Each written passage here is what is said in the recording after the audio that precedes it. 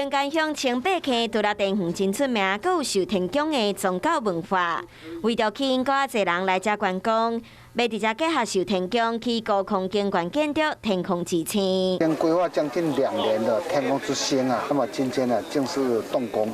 那么这个天空之星啊，主要就是要来创造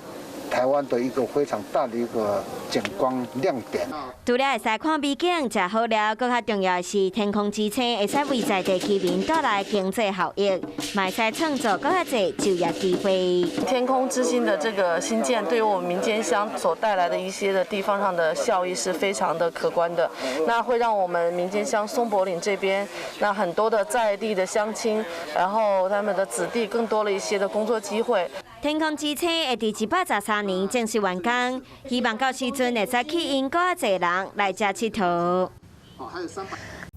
我是林依文，想要关注体育的朋友们，记得收看52动起来，然后还要订阅我们的 YouTube 频道，赶快按赞、订阅、开启小铃铛。